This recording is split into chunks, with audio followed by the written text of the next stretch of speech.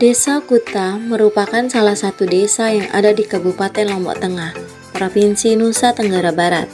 Luas wilayah Desa Kuta sebesar kurang lebih 4.536.000 meter persegi. Desa Kuta terdiri dari 18 dusun dan 65 RT. Desa Kuta terletak di sebelah selatan ibu kota Kabupaten Lombok Tengah dengan jarak kurang lebih 23 km.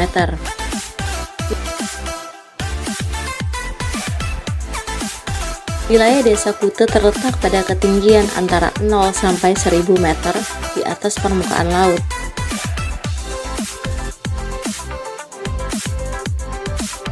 Lahan di Desa Kuta mempunyai tingkat kemiringan yang bervariasi. Curah hujan rata-rata sebesar 1.382 mm dengan jumlah hari hujan rata-rata 120 hari. Bulan basah 4-6 bulan, sedangkan bulan kering berkisar antara 6-7 bulan. Musim hujan dimulai pada bulan Oktober sampai April, dan pada bulan April sampai Oktober terjadi musim kemarau pada setiap tahunnya.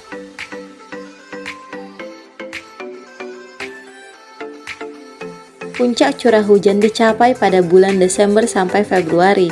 Suhu udara rata-rata setiap hari berkisar 27,7 derajat Celcius, suhu minimum 23,2 derajat Celcius, dan suhu maksimum 32,4 derajat Celcius. Dengan demikian, Desa Kuta menjadi langganan banjir sesuai rentetan waktu yang dipaparkan di atas. Bencana banjir merupakan salah satu bencana alam yang sering terjadi di Indonesia, tidak terkecuali di Desa Kuta. Permasalahan banjir yang terjadi di desa ini merupakan bencana musiman yang kerap terjadi setiap tahunnya pada musim hujan. Berdasarkan data terakhir korban banjir, Desa Kuta awal tahun 2021 dengan jumlah dusun terdampak 13 dusun, antara lain Dusun Emate, Dusun Ebunut, Dusun Mong 1, Dusun Mong Lau, Dusun Marendeng, Dusun Mangalung, Dusun Kuta 2, Dusun Kuta 1, Dusun Kuta, Dusun Baturiti, Dusun Mong 2, Dusun Lenser, Dusun Rangkap 2, Dusun Rangkap 1, Dusun Ketapang, Dusun Ujung, Dusun Ngolang, dan Dusun Ujung Daya. Salah satu penyebab terjadinya bencana banjir di Desa Kuta diakibatkan karena terdapat dua sungai besar yang mengapit dusun induk di wilayah dataran rendah. Kemudian disertai air laut pasang.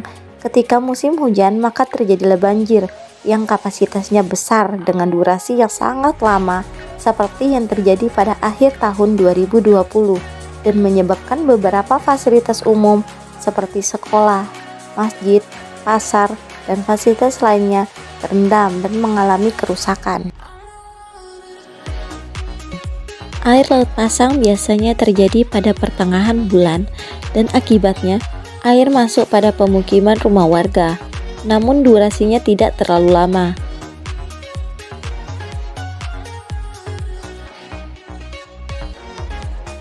Kemudian, bencana selanjutnya kekeringan terjadi pada musim kemarau karena di 8 dusun wilayah pegunungan posisinya lebih tinggi dari sumber mata air dan semua sumber mata air mengering.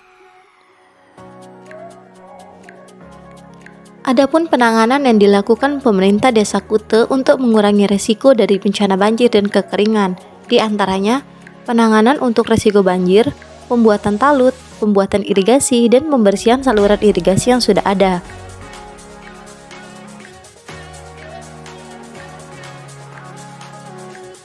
Kedua, untuk banjir rob, Pemda sudah melakukan berbagai macam upaya, di antaranya penanaman mangrove, talut, dan lain sebagainya. Untuk kekeringan, Pemda juga sudah membuat sumur bor yang bersumber dari dana desa di beberapa titik di masing-masing dusun yang terdampak kekeringan. Dan tidak hanya pemerintah desa yang membuat sumur bor, akan tetapi ada swadaya masyarakat setempat. Peristiwa tersebut terjadi disebabkan faktor alam maupun faktor manusia, di mana banjir terjadi secara kebetulan juga karena campur tangan manusia. Salah satunya, membuang sampah sembarangan, tidak adanya TPA untuk mengolah sampah sehingga banyak masyarakat yang membuang sampah di selokan dan di sungai. Hal inilah yang menyebabkan tersumbatnya air sungai dan meluapnya di lingkungan masyarakat. Salah satu alternatif yang coba dilakukan adalah mitigasi bencana. Mitigasi bencana merupakan serangkaian upaya untuk mengurangi risiko bencana, baik melalui pembangunan fisik maupun penyadaran dan peningkatan kemampuan menghadapi ancaman bencana. Pasal 1 ayat 6 PP nomor 21 tahun 2008 tentang penyelenggaraan penanggulangan bencana. Mitigasi diidentifikasikan sebagai upaya yang ditujukan untuk mengurangi dampak dari bencana. Mitigasi adalah serangkaian upaya untuk mengurangi risiko bencana, baik melalui pembangunan fisik maupun penyadaran dan peningkatan kemampuan menghadapi ancaman bencana. Undang-Undang Nomor 24 Tahun 2007, Bab 1 Ketentuan Umum, Pasal 1 Angka 9, PP Nomor 21 Tahun 2008, Bab 1 Ketentuan Umum Pasal 1 Angka 6. Dalam konteks bencana dikenal ada dua macam, yakni 1.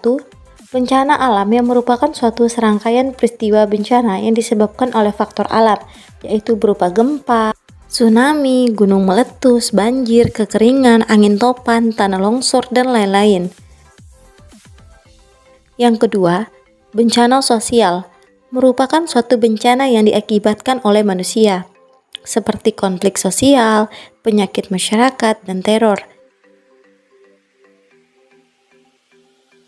Mitigasi bencana merupakan langkah yang sangat perlu dilakukan sebagai suatu titik tolak utama dari manajemen bencana. Desa Kuta sendiri sering mengalami bencana seperti banjir dan tanah longsor. Oleh karenanya, mahasiswa KKN hadir untuk memberikan program penyuluhan mitigasi non-struktural, yakni untuk mengedukasi masyarakat tentang peningkatan kapasitas sumber daya masyarakat Desa Kuta. Ada 4 hal penting dalam mitigasi bencana. Yang pertama, tersedia informasi dan peta kawasan rawan bencana untuk tiap jenis bencana. Yang kedua, sosialisasi untuk meningkatkan pemahaman dan kesadaran masyarakat dalam menghadapi bencana, karena bermukim di daerah rawan bencana. Yang ketiga, mengetahui apa yang perlu dilakukan dan dihindari, serta mengetahui cara penyelamatan diri jika bencana timbul. Dan yang keempat, penataan kawasan rawan bencana untuk mengurangi ancaman bencana. Program penyuluhan ini sasarannya kepada dusun, relawan, dan masyarakat setempat, serta bekerja sama dengan mitra desa terkait mitigasi. Dengan demikian, salah satu upaya untuk menanggulangi bencana, kami menawarkan program penyuluhan tersebut dengan harapan bekerja sama pihak dan masyarakat setempat.